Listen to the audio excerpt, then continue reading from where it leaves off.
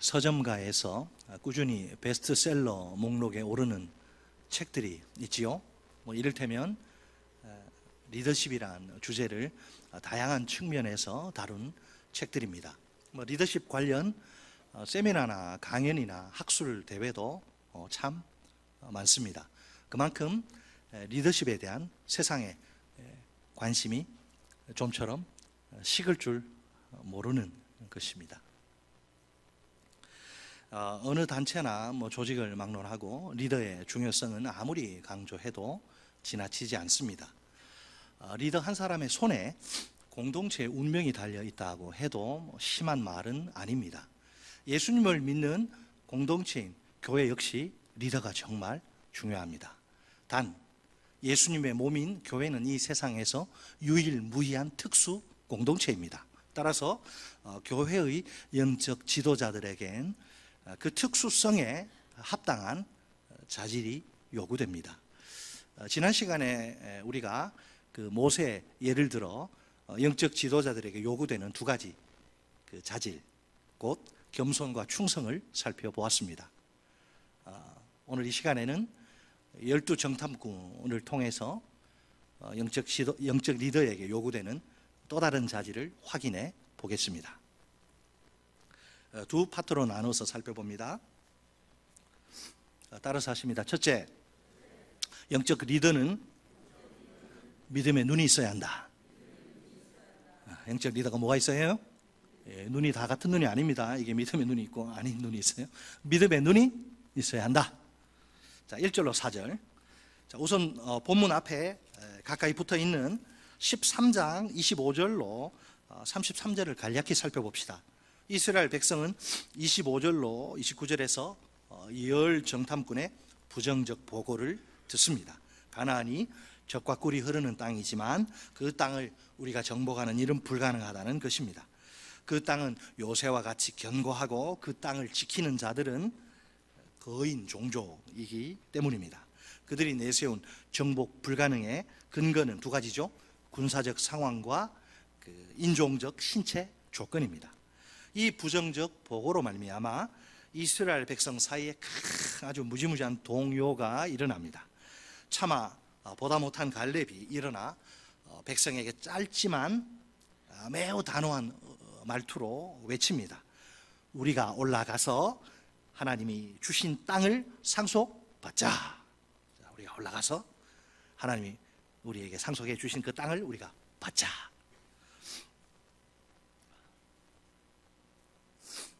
안타깝게도 열 정탐꾼은 부정적 악평을 멈출 줄 모릅니다. 아주 작정하고 그 땅을 폄훼 깎아내려 헐뜯을 뿐 아니라 이스라엘 백성을 모욕합니다.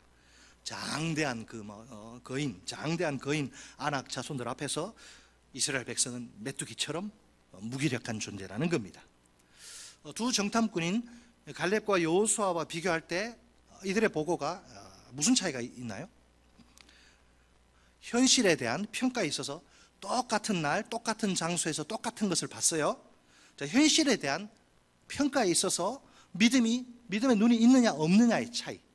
자, 현재 이스라엘 백성이 이 가나안 땅을 정복할 방법은 딱 하나밖에 없습니다. 그 군사력으로 되는 게 아니고 현실이 아무리 힘들고 어려워도 믿음으로 하나님의 약속을 온전히 붙들면 됩니다. 사실 현실은 그때나 지금이나 마찬가지. 현실은 그 누구도 예측할 수 없고 통제할 수 없습니다. 믿을 만한 게 못 돼요. 자, 그렇다 해도 확실한 사실이 하나 있습니다. 신실하시고 전능하신 하나님이 살아 계셔서 이스라엘 백성과 함께 하신다는 겁니다. 아주 오래전에 호랑이 담배 피던 시절에 아주 오래 전에 벌써 가나안 땅을 기업으로 주겠다고 약속한 하나님이십니다. 그러니까 하늘이 두 쪽 나는 한이 있더라도 가나안은 이스라엘 백성의 땅입니다. 가나안 땅은 하나님이 약속하신 대로 이스라엘 백성에게 주시는 그분의 선물입니다. 선물. 이제 본문 1절로 4절은 열 정탐꾼의 부정적 보고 후 이스라엘 백성이 보인 반응입니다. 열 정탐꾼은 믿음의 눈이 없다 보니 내놓는 것마다 전부 부정적 보고입니다. 이 보고의 결과로 이스라엘 백성은 큰 낙심의 구렁텅이에 빠지고 맙니다. 본문 1절을 보면 온 회중이 소리를 높여 부르짖으며 밤새도록 통곡합니다. 우리 부모님이 돌아가셨나요? 외동 딸을 잃어버렸나요? 딸이 죽었나요? 왜 이럽니까 도대체? 짧은 한 문장에 세 개의 동사가 반복해서 등장합니다. 소리를 높여 부르짖으며 밤새도록 통곡했다. 자기 부모가 돌아가셔도 이러지는 않을 거예요. 이스라엘 백성의 불만과 절망감이 강조되는데 시간이 갈수록 더 강화됩니다. 솔직히 한번 이야기해 봅시다. 그들이 지금까지 그 힘들고 어려운 광야 생활, 한번 성지순례 한번 가보세요. 광야 딱 쓰면 아무 말을 할 수가 없어요. 사람이 살 수가 없는 거예요. 하나님의 은혜로 사는 거예요. 근데 아무것도 없어요. 지금까지 그 힘들고 어려운 광야 생활을 견디온 비결이 무엇일까요? 젖과 꿀이 흐르는 축복의 땅 가나안에 들어갈 희망 때문입니다. 아니 이제 와서 가나안 땅을 차지하는 것이 불가능한 일이라고 하면 어떡합니까? 그 소중한 희망이 산산조각이 나고 물거품이 될 위기가 틀림없습니다. 여태까지 그러면 아무런 보람도 없이 헛수고를 한 꼴이 아닌가요? 이런 생각을 하니 분통이 터지는 거예요. 너무너무 슬프고 우라통이 터져서 견딜 수가 없을 지경입니다. 그래서 밤새도록 절망 가운데서 꺼이꺼이 비통한 마음으로 막 가슴을 찢으며 울부짖게 됩니다. 문제는 이런 통곡이 반응의 전부가 아니라는 사실입니다. 그 밤 통곡의 시간이 거반 끝나갈 즈음에 이제 모세와 아론에 대한 원망이 터져 나옵니다. 동시에 하나님의 위대한 출애굽 구원에 대한 그 부정이 막 쏟아집니다. 여기서 원망하다 단어, 우리가 흔히 쓰는 그런 단어는 아니고 단순히 그냥 네가 잘못했네, 남의 탓을 하는 정도를 가리키는 게 아닙니다. 상대방에게 막 불평을 쏟아내며 책임지라, 이거 어쩔겨 책임져 요구하는 반항적 행동을 의미합니다. 아무도 통제할 수 없는 이 혼돈의 상태가 이스라엘 백성을 덮친 겁니다. 너나 할 것 없이 그냥 최고조의 두려움이 그들을 사정없이 막 그냥 진 눌러버리는 거예요. 오죽하면 이제 우리 다 끝났다, 죽었다, 죽음을 기정사실로 받아들일까요? 마침내 그들의 분노의 화살은 거침없이 영적 리더들에게로 향합니다. 잘하면 자기가 잘해서, 잘못하면 리더가 잘못한 거예요. 이 사람 심리가 그래요. 자기들을 이 광야까지 누가 인도했냐 말이에요. 누구 믿고 지금 따라온 거예요. 자기들을 이 광야까지 인도한 장본인들인 모세와 아론, 당신들이 이 사태 지금 책임지라는 거예요. 어떻게 수습할 거냐, 이거를. 다 죽게 생겼는데. 솔직히 모세와 아론이 문제가 있어요. 하나님의 명령에 따라 사명을 묵묵히 감당한 두 리더가 무슨 죄란 말입니까? 왜 이렇게 못 잡아먹어서 난립니까? 자, 그럼에도 불구하고 그들은 모세와 아론을 향해 원망의 말을 막 속사포처럼 막 다다다다다다다 막 쏟아냅니다. 어이없게도, 참으로 어처구니 없게도 이 원망은 최종적으로 모세와 아론을 부르시고 보내신 하나님을 향합니다. 그들의 최종 타겟은 감히 하나님. 본문 2절 하반절로 3절 말씀입니다. 우리 같이 읽는데요, 2절 하반절 어디서부터냐면 우리가 애굽 땅에서부터 3절 끝까지 시작. 우리가 애굽 땅에서 죽었거나 이 광야에서 죽었으면 좋았을 것을 어찌하여 여호와가 우리를 그 땅으로 인도하여 칼에 쓰러지게 하려 하는가? 우리 처자가 사로잡히리니 애굽으로 돌아가는 것이 낫지 아니하랴. 아멘. 자, 하나님이 자기들을 축복의 땅인 가나안으로 인도하겠다 약속하신 게 맞지요? 영적 리더인 그 모세가 하도 확신에 차서 말하니까 당연히 그런 줄 안 겁니다. 그 약속 하나만 철석같이 믿고 광야로 나와 보니 웬걸 현실은 영 딴판이에요. 척박하기 짝이 없는 땅이다 보니 하루하루 살아가는 거, 버티는 것 자체가 힘듭니다. 그리고 가나안 땅에 갔는데 보니까 이야, 이거 이제 진짜 큰일 났다. 그 땅을 보니까 이러다가 전부 칼에 죽임을 당할 것만 같습니다. 아니, 목적지에 거의 도착해서 보니 하나님이 어떻게 자기들 이렇게 죽음으로 떠미실 수 있단 말입니까? 연약한 여자들, 자기 아내들, 처자식들까지 사지로 내모시다니 이거 너무하시지 않습니까? 이건 아니지 않습니까? 결국 그동안 쌓아둔 원망과 분노가 한꺼번에 막 폭발하고야 맙니다. 하나님의 구원의 은혜와 사랑의 돌보심을 송두리째 부정하는 악한 말이죠. 할 말 해서는 안 될 말, 특히 하나님 앞에서는 입 조심해야 되는데, 할 말 해서는 안 될 말 가리지 않고 이토록 망령된 말을 토해내다니요, 겁도 없이. 왜? 이렇게 왜 할 수 있습니까? 그들의 눈에 더 이상 하나님이 보이지 않으십니다. 이제 하나님이고 뭐고 보이지 않아요. 눈에 뵈는 게 없습니다. 홍해에서 출애굽의 기적을 일으키신, 그렇게 살려주신, 전능하신 하나님이 보이지 않으십니다. 광야에서 구름 기둥과 불 기둥으로 인도하신 사랑의 하나님도, 만나와 메추라기로 먹이신 신실하신 하나님도 보이지 않으십니다. 그들이 내린 최종 결론은 반역. 보면 4절 말씀, 우리 4절 같이 읽습니다. 4절 시작. 이에 서로 말하되 우리가 한 지휘관을 세우고 애굽으로 돌아가자 하매. 아멘. 이제 꼴보기 싫은 모세와 아론은 필요 없어요. 모세 하나님이 보내셔도 필요 없습니다. 그러면 어떻게, 여러분, 이 말은요, 출애굽 이후에 지금까지 단 한 번도 입 밖으로 내지 않던 아주 몹쓸 말입니다. 이것은 지금 무슨 말이에요? 지금까지 하나님의 구원의 역사를 정면으로 모독하는 죄입니다. 그들은 하나님이 세우신 지도자, 리더인 이 모세와 완전히 헤어질 결심, 요즘 말로 헤어질 결심을 굳힙니다. 자기들의 입맛에 맞는 새 지도자를 직접 하나님이 보내셨는데 필요 없어, 우리가 직접 뽑자. 자기들의 입맛에 맞는 새 지도자를 직접 뽑으려고 합니다. 하나님의 구원의 역사의 그 시계 바늘을 되돌려서 애굽으로 되돌아가려고 합니다. 출애굽했는데 환애굽, 다시 돌아가자. 출애굽이 우리 잘못 왔다. 환애굽으로 다시 가자. 아예 하나님의 뜻을 정면으로 어기겠다는 악한 계획입니다. 애굽으로 여러분 돌아가는 거, 이건요, 이스라엘 백성에게 영원히 금지된 행위이기 때문입니다. 신명기 17장 16절에 이제 왕에 대한, 이스라엘 왕은 너희들 이렇게 해라, 그 권면이 나오는데 이렇게 돼 있어요. 그는 병마를 많이 두지 말 것이요 병마를 많이 얻으려고 그 백성을 애굽으로 돌아가게 하지 말 것이니 이는 여호와께서 너희에게 이르시기를 너희가 이후에는 그 길로 다시 돌아가지 말 것이라 하셨음이며. 아멘. 절대로 애굽으로 가지 말라는 거예요. 애굽으로 가자. 근데 애굽이 도대체 뭐 있어요? 그 꿀단지 있습니까? 애굽이 도대체 어떤 곳이길래 그토록 그곳에서의 그 생활을, 그 노예 생활이죠, 그 그리워하면서 다시 돌아가려고 합니까? 아무런 이스라엘 평화를 사랑하는 민족이죠. 원래 아무런 적대 감정도 없던 그 순한 이스라엘 백성을 모질게 핍박하고 구박하고 탄압하던 곳이 애굽이, 단지 이스라엘의 인구가 많아지면 자기들이 이제 위협이 된다. 그래서 그들을 막 억압하고 애기 못 낳게 막 핍박하던 나라, 그리고 산하 제한 걸어가지고 2세까지 아이들을 무고히 죽인 잔인한 지배 국가입니다. 애굽이. 그 나라에서 400년 동안 그냥 대대 손손 그냥 노예로 비참하게 살던 이스라엘 백성이 아닙니까? 너무너무 노예 생활이 지긋지긋하고 고통스럽고 괴로우니까 살 수가 없어서 하나님께 제발 살려달라고 애타게 부르짖습니다.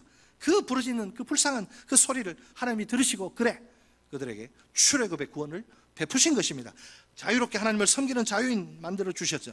그런데 그 생지옥 같은 노예 생활 다시 돌아가겠다니, 이게 집단으로 미친 거예요. 이게 제정신이란 말입니까? 이게 제정신 아니죠.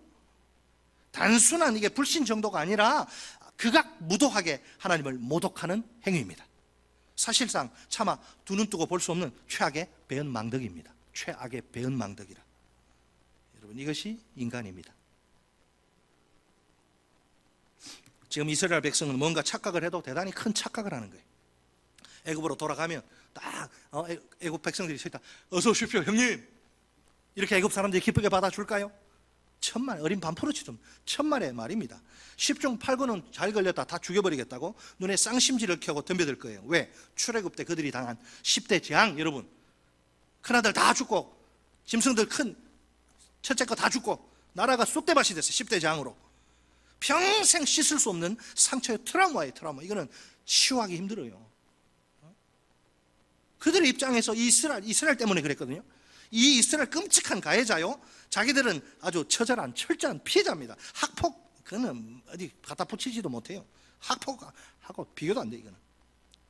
그렇다면 애굽 사람들에게 이스라엘은 어떤 존재입니까? 웰컴 아니에요. 불구대천의 철천지 원수입니다.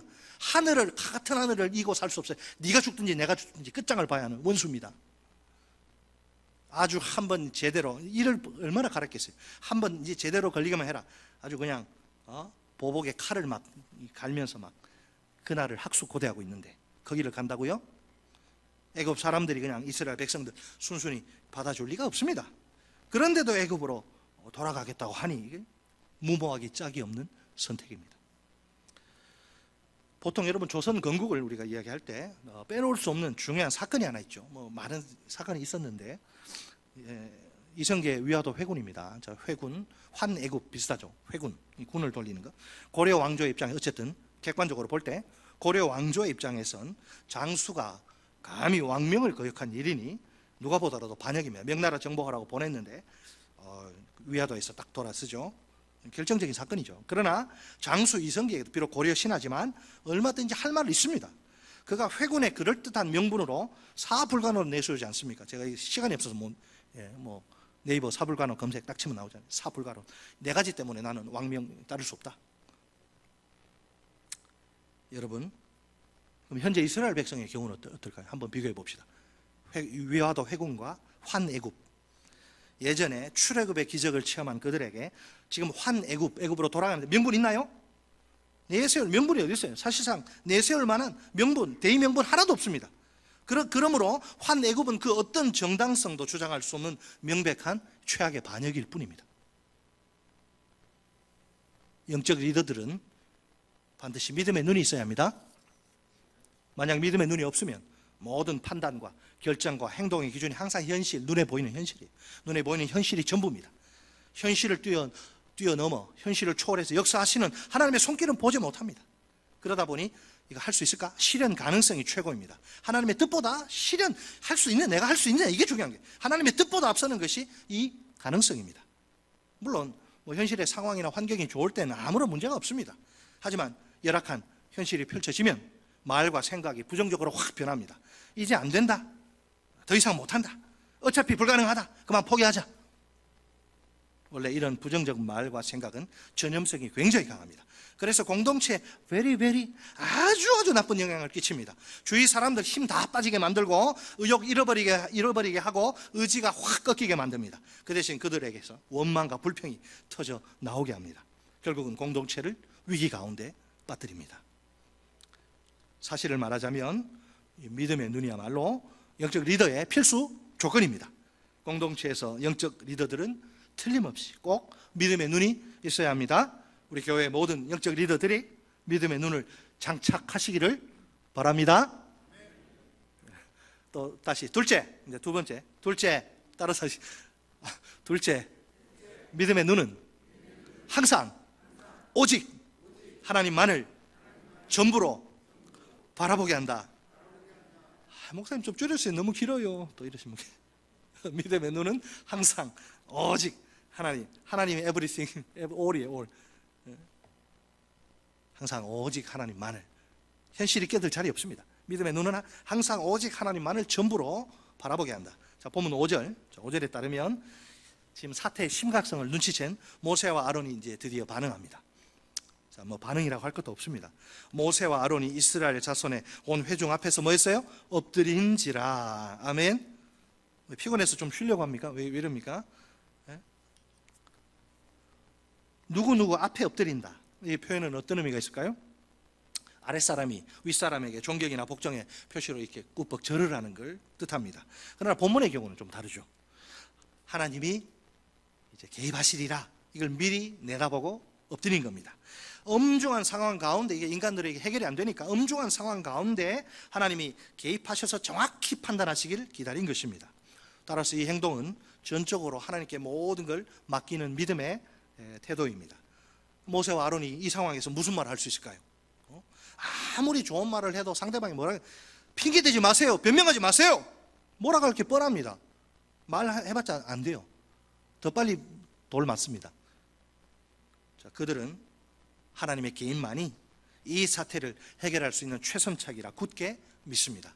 기도하는 거예요. 자, 뒤이어 이제 또 누가 나섭니까?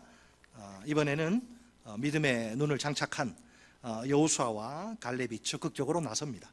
여호수아는 누구예요? 이미 그 출애굽 과정을 통해서 이스라엘에서 어느 정도 지위와 위치를 확보한 그런 상태, 군사 지도자인 동시에 모세의 최측근 수행 비서입니다.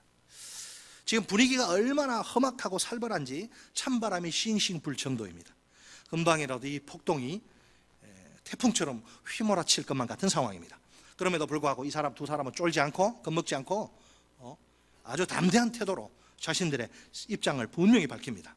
우리 다 같이 보면 7절로 8절 말씀을 한 목소리로 읽겠습니다. 7절 8절 시작. 이스라엘 자손의 온 회중에게 말하여 이르되 우리가 두루 다니며 정탐한 땅은 심히 아름다운 땅이라 여호와께서 우리를 기뻐하시면 우리를 그 땅으로 인도하여 들이시고 그 땅을 우리에게 주시리라. 이는 과연 젖과 꿀이 흐르는 땅이니라. 아멘. 자, 먼저 여호수아와 갈렙은 자신들이 정탐한 땅에 대해 이제 좋은 평가를 내립니다. 그죠? 가나안이 지극히 아름다운 땅이요 젖과 꿀이 흐르는 땅이라는 거죠. 젖과 꿀이 흐르는 땅이라. 이 평가는 13장 27절에 열 정탐꾼의 평가와 똑같습니다. 그 사람들도 이렇게 말은 해요. 그러면 차이점이 뭐예요? 단지 차이점이라면 그 땅을 차지할 수 있다고 보느냐 혹은 그렇지 않느냐입니다. 자기들이 주관적으로 판단할 때 땅 참 좋아. So what? 그래서 어쩌라고? 그 땅 우리 들어가야 되는데 들어갈 수 있을까? 에이, 택도 없는 소리 하지 마라. 그 땅을 차지할 수 있다고 보느냐? 보지 않느냐? 열 정탐꾼은 자꾸 자신들의 믿음이 없는 그 시각을 강조합니다. 그 땅의 백성이 자기들보다 훨씬 더 크고 강력하다는 겁니다. 골리앗 같고 우리는 메뚜기 같다. 다윗이 아니에요. 메뚜기 같다. 그리고 그 땅이 그 주민을 삼키는 땅이라는 겁니다. 자, 이런 시각을 바탕으로 그들이 내린 결론은 가나안 땅 정복 불가. 하나님이 선물로 자 주시겠다 계속 약속하시는데 아니에요. 우리는 못 가요. 가나안 땅 정복 불가. 반면에 여호수아와 갈렙은 그 강조점 자체가 그들과 180도 다릅니다. 하나님이 어떻게 생각하시느냐 하는 점이 결정적으로 중요하다는 거예요. 만약 여호와께서 이스라엘을 기뻐하신다면 그 땅을 차지할 수 있을 것입니다. 정복할 수 있을 것입니다. 누가 더 군사력이 세냐 이게 문제가 아니고 하나님의 뜻이란 말이에요. 하나님이 기뻐하시냐? 그러면 군사력 상관없이 무조건 정복한다 우리가. 이게 갈렙과 여호수아 믿음의 눈을 가진 사람들. 계속해서 두 사람은 이제 본문 9절에서 좀 타이르듯이 두 가지 권면을 제시합니다. 자, 9절 우리 같이 또 읽습니다. 9절 시작. 다만 여호와를 거역하지는 말라. 또 그 땅 백성을 두려워하지 말라. 그들을 우리의 먹이라. 그들의 보호자는 그들에게서 떠났고 여호와는 우리와 함께 하시느니라. 그들을 두려워하지 말라 하나. 아멘. 하나가 왜 붙어 있을까? 하나가 빠지면 참 좋을 텐데. 하나 말라 하나. 속에 경읽기가 되는 거죠. 자, 첫째 권면은 뭐죠? 여호와를 거역하지 말라. 여러분, 여호와를 거역하고 살아남을 사람이 누가 있어요? 제발 너희들 여호와를 우리를 미워하고 우리를 공격하는 거 그거는 뭐 모르겠는데 여호와를 거역하지는 마라. 큰일 난다. 둘째 권면은 그 땅 백성을 두려워하지 말라. 여러분, 여호와는 거역의 대상이 아니고 또 그 땅 백성은 두려움의 대상이 아니에요.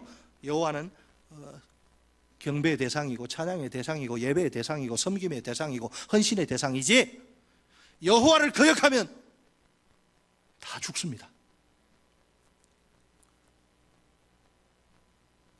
하나님이 한번 약속하시면 무슨 일이 있어도 반드시 이루어집니다. 자, 이 두 가지를 권면했습니다. 이유가 뭘까요? 이유를 제시하죠. 왜 이렇게 권면한 이유는 뭐예요? 그 땅 백성이 이스라엘의 먹이 즉 밥이기 때문에. 옛날 성경에 보니까 우리 밥이다. 밥, 여러분, 밥 막 힘들어하면서 밥은 나한테 오지 마, 나 힘들어, 소화 못해. 그까이 그 밥 막 먹잖아요. 가나안 땅을 정복하는 것이 마치 식은 죽 먹기처럼 대단히 쉽다 이런 말이. 열 정탐꾼의 시각과 비교할 때 아주 극과 극의 대조를 이룹니다. 똑같은 날, 똑같은 장소에서 똑같은 것을 봤는데 정반대 생각은. 한 사람은 할 수 있다, 두 명은 할 수 있다, 10명은 절대 못해. 여러분, 이스라엘이 절대로 가나안 백성을 이길 수 없을 것이라고 주장하죠. 그 열 정탐꾼이.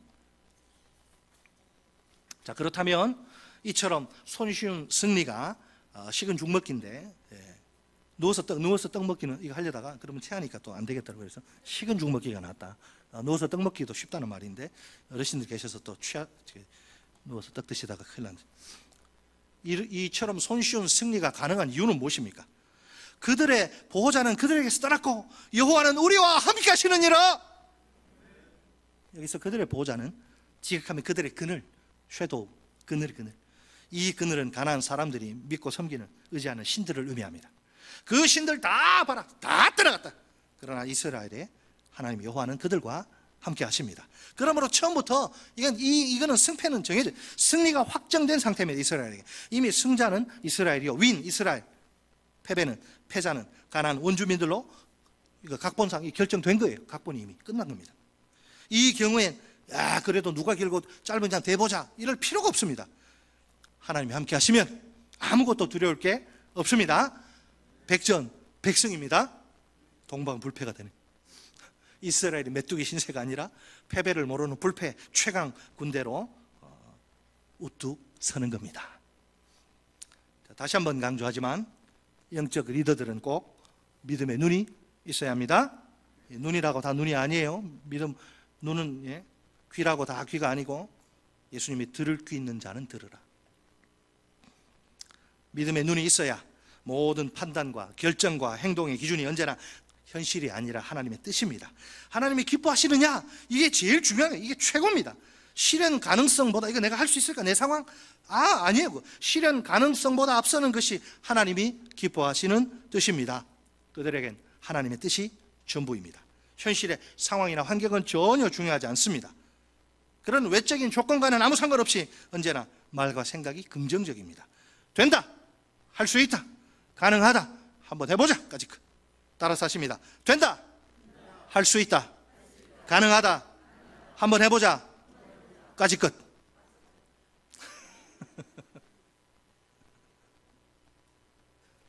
이런 여러분 긍정적 말과 생각은 자기를 따른 팔로우들에게, 자기를 따르는 사람들에게 선한 영향을 끼칩니다. 그 결과 공동체는 현실을 초월하는, 현실에 갇혀서 아무것도 못하는 것이 아니라 현실을 초월하는 하나님의 그 역사를 풍성히 체험하게 됩니다. 그런 공동체를 섬기는 성도들은 얼마나 행복할까요? 하나님의 살아계심이 막 나타나는데, 막 사람이 변화되고 막 놀라운 일들이 일어나는데, 해결되지 않던 문제들이 막 해결되고, 영적 리더들이 너무 계산적이면 곤란합니다. 머리 자꾸 하고, 주판 옛날식으로 계산기 두드리고, 당연히 현실의 상황을 아예 무시할 수는 없겠지요. 그렇지만 늘 이 생각만큼은, 머리만큼은 항상 활짝, 머리는 열려 있어야 합니다. 가슴은. 살아계신 하나님이 역사하실 공간은, 스페이스는 남겨 놓아야 합니다. 솔직히 하나님이 언제 어떻게 역사하실지는 아무도 몰라요. 또 하나님의 역사의 결과가 무엇일지도 모르기는 마찬가지입니다. 상황이나 환경이 다 갖춰져서 행동하는 것은 그 믿음이 아닙니다. 모든 게 준비된 경우라면 믿음이 없어도 누구나 행동에 나설 수 있습니다. 제가 우리 딸한테 10,000원짜리 주고, 야, 그 요구르트 하나 사와라. 아빠, 이 돈으로 어떻게 요구르트를 사? 이게 아니고 딱 이건 남겠네 하고 가는 거죠. 다 갖춰주면 누가 못해? 안 되는데, 안 되는 걸 되게 하는 게, 해병대도 그런 말하지만 안 되는 걸 되게 하는 게 신앙이죠. 여러분, 상황이나 환경이 미흡하고 부족할지라도 행동하는 것이 믿음입니다. 아무리 열악한 상황이나 환경이라도 살아계신 하나님이 역사하시면 그만, 게임 오버, 그만입니다. 제가 좋아하는 살아계신 하나님이 역사하시는 하나님, 우리 박종호 장로님이 대상 받은 그 곡 한번 들려드릴까요? 살아계신 하나님, 하나님 살아계십니다. 역사하는 하나님, 우리 찬양 가운데 임하시는 하나님, 손을 들어. 여기까지. 하나님이 역사하시면 그만입니다. 그러면 불가능을 거뜬히 뛰어넘는 행복이 무엇인지를 분명코 맛볼 수 있습니다. 결국 영적 리더들에게 중요한 것은 상황이나 환경이 아닙니다. 하나님의 뜻인지 아닌지가 근본적으로 중요합니다. 하나님이 기뻐하시는 뜻이라면 아무리 반대를 해도 무조건 행동에 뛰어들어야 합니다. 하나님이 가라 하시면 가기 싫어도 가고, 멈추라 하시면 가고 싶어도 멈추는 거예요. 많은 교인들이 바꿔서 하죠. 하나님이 가라 해도 가기 싫어요? 안 가고. 하나님 멈추라 해도 나 갈래요? 그냥 가는 거예요. 상황이나 환경이 완벽히 준비되어도 너 안 돼, 멈춰. 하나님의 뜻이 아니라면 행동하지 말아야 합니다. 그것이 참된 믿음입니다. 영적 리더들은 스스로에게 늘 이런 질문을 던져보아야 합니다. 눈에 보이는 현실이 전부라고 생각할 것인가? 그렇게 믿음이 없는 리더로 살 것인가? 아니면 눈에 보이지는 않지만 실제로 존재하시고 역사하시는 하나님이 전부라고 생각할 것인가? 그런 식으로 믿음이 있는 리더답게 살 것인가? 선택해야 합니다. 영적 리더들을 따르는 성도들 역시 스스로에게 던져보아야 할 질문이 있습니다. 누구의 말을 들을 것인가? 믿음이 없는 리더의 부정적 말을 들을 것인가? 그렇지 않으면 믿음이 있는 리더의 긍정적 말을 들을 것인가? 오늘 본문에 등장하는 이스라엘 어떤 선택했습니까? 믿음이 없는 리더들의 소리를 듣습니다. 그래서 하나님의 은혜와 사랑은 망각하고 죽음의 공포에 사로잡힙니다. 결국에는 반역의 깃발을 높이 쳐들고 다 죽습니다. 어린 자녀들만 살고. 문제는 여기 보면, 오늘 사건을 보면 믿음이 없는 리더들이 훨씬 더 많다는 사실입니다. 총 12명 중에서 무려 10명이나 됩니다. 믿음이 없는 리더들이 대다수이고 믿음이 있는 리더들은 극소수입니다. 이것이 단지 구약시대의 이스라엘 공동체에만 국한되는 현상일까요?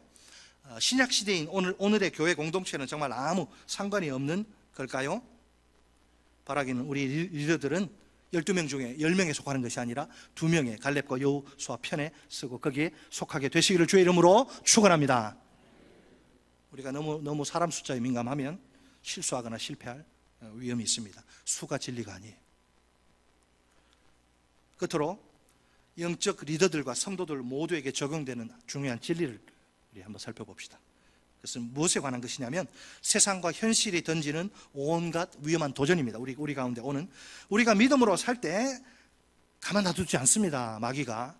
우리가 믿음으로 살 때 세상과 현실이 마귀의 도구로 이제 전용되는 것이죠. 우리가 믿음으로 살 때 세상과 현실이 우리를 위협할 수 있습니다. 자칫하다가 우리도 그 위협 앞에서 고꾸라져서 두려움에 벌벌 떨 수 있습니다. 주위에 가까운 사람들이 지나가면서 한마디 툭 던지면 마음이 더욱 힘들어져요. 야, 신앙생활 제발 적당히 해라. 때로는 세상과 좀 타협도 하고 물러서기도 해라. 예수 믿는 사람들 보니까 다들 그런 식으로 살지 않더냐. 너도 그렇게 대세를 따라서 살아라. 그런 식으로 편하게 살아도 아무 문제 없어. 세상과 현실의 이런 힘든 도전 앞에 자신이 한없이 초라하게 느껴질지 모릅니다. 그러다 보면 그 위력 앞에 무릎을 꿇게 될 위험도 있습니다. 그래, 나 같은 주제에 무슨 제자의 삶이란 말인가. 괜히 제자의 삶을 산다고 무리하다가 직장에서 쫓겨나면 누가 책임지라. 만약 제자의 신분에 맞는 말씀대로 그런 순종하는 삶을 살다 사업 망하면 큰일 아닌가. 그냥 대충 무리로 살아도 크게 문제될 거 없겠지. 과연 그럴까요? 하지만 우리에겐 신실하시고 전능하신 하나님의 놀라운 약속이 있습니다. 그것은 바로 여호수아와 갈렙이 이스라엘 백성에게 선포한 임마누엘입니다. 임마누엘. 여러분, 임마누엘, 이 얼마나 위대한 약속이란 말입니까? 우리 다 알잖아요. 모든 상황 속에서 세상 끝날까지 하나님이 우리와 항상 함께 하십니다. 사랑하는 가족이라도 이별하잖아요. 때가 되면 먼저 떠나고 영원히 함께 할 수 없잖아요. 가족도. 이 가족 관계가 천국까지 보장된다는 게 있나요? 천국에는 모든 상황 속에서 세상 끝날까지 하나님이 우리와 항상 함께 하시고, 여러분, 이 약속이요, 우리에게 말로 다 표현할 수 없는 힘과 용기를 풍성히 부어줍니다. 사람의, 믿을 수 없는 사람의 약속이 아니라 신실하신 하나님의 약속이기 때문에 그래요. 우리를 온갖 두려움에서 확실히 건져줍니다. 이 약속이. 하나님이 우리를 떠나시거나 버리시는 일은 절대로 일어나지 않습니다. 스스로 우리가 최악의 상황이라 느껴져서 막 창피하고 부끄러울 때조차도 하나님은 우리와 함께 하십니다. 임마누엘의 하나님이 나의 하나님이십니다. 그래서 내 인생은 결코 실패로 끝날 수 없습니다. 임마누엘의 하나님이 나를 이 순간도, 아니 이 세상 끝날까지 확실히 견고히 붙드십니다. 그렇기 때문에 내가 실수할 수 있고 실패할 수 있고 넘어질 수 있고 자빠질 수 있어도 절대로 망할 수 없습니다. 따라서 애초에 내겐, 내 사전엔 절망 따윈 있을 수 없습니다. 내가 지금부터 끝까지, 죽을 때까지 임마누엘의 약속을 믿는 믿음으로 살아야 합니다. 오직 나의 의는 돈으로, 자식으로, 부모로 사는 것이 아니고 오직 나의 의는 믿음으로 말미암아 살리라. 오늘 본문을 통해 성령님이 우리에게 들려주시는 두 가지 음성입니다. 첫째, 영적 리더는 믿음의 눈이 있어야 한다. 둘째, 믿음의 눈은 항상 오직 하나님만을 전부로 바라보게 한다. 마지막으로 따라서 갑시다. 첫째, 영적 리더는 믿음의 눈이 있어야 한다. 둘째, 믿음의 눈은 항상 오직 하나님만을 전부로 바라보게 한다. 자, 이제 권면을 드립니다. 우리 모든 영적 리더들이요, 믿음의 눈을 크게 뜹시다. 항상 오직 하나님만을 전부로 바라봅시다. 현실 어려움 괜찮아요. 그 아무것도 아니에요. 우리 하나님만을 전부로 바라보면 돼요. 늘 긍정적 말로 성도들에게 힘과 용기를 불러일으키는 믿음의 리더들이 됩시다. 우리 모든 성도들이요, 언제나 믿음 있는 영적 리더들의 편에, 여호수아와 갈렙의 편에 섭시다. 그들의 긍정적 말을 잘 들읍시다. 내 귀를 통해 마음에 들어온 부정적 말이 있다면 다 분리 대상으로 확실히 처리합시다.